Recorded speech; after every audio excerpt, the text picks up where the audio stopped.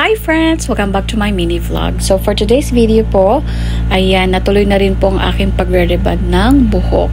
So last na pag-rebond ko ng buhok ay year 2022 and after that, nabuntis na nga ako kay baby Miko. Kaya hanggang ngayon ay hindi ko pa rin napapaayos yung aking buhok. Hindi naman talaga sira yung hair ko, medyo wavy lang talaga siya at saka buhaghag. At saka syempre, diba, laging nakatali yung hair natin. Kaya nagkakaroon na talaga siya ng mga bewang-bewang. Sinabi ng bunso kong kapatid, sabi niya, ate, magpapakulay ako ng buhok. Gusto mo ba sumabay? Ay, sige, sabi ko, magkano ba? So, binigay niya sa akin yung mga presyo. And then sinabi niya sa akin, ako na bahala sa 1K. Yes! Oh, wow! Abay, syempre, bakit naman tayo tatanggi sa grasya, diba? So, yung aming hairdresser, siya ay si Sam.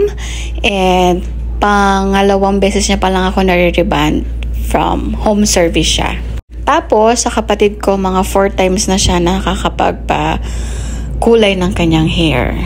So, at this time, tapos na ilagay yung unang gamot. And siguro mga 45 minutes itong ibababad. Ang ganda talaga ng lighting ng araw. Ang puti ko dyan. So, dahil ang napili kong package ay rebond with Brazilian, nailagay na niya yung Brazilian kanina and inintay niya lang din yung another 30 to 45 minutes and then ito na po, pinaplansya na niya yung aking hair. So, ito na po yung pinaka-last step para sa aking rebond. So, konting kwento lamang, natuto siguro akong makapagpa-rebond when I was mga 19 years old. Noong mga panahon naman na yun ay hindi naman ganito kamahal ang pagre-rebond ng buhok dati. Actually, natry ko pa nga yung sinasabi nilang relax, pero hindi na relax ang hair ko. That was the first time na nasira talaga yung hair ko. Talaga nag-brittle siya. Parang kulang na lang talaga nasunog yung buong buhok ko.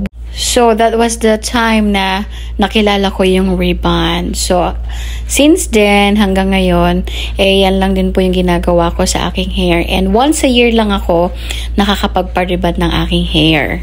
So, if you are interested para sa home service ni Madam Sam, pwede niyo po akong kontakin at mag-book na sa kanya ng home service para sa inyong hair.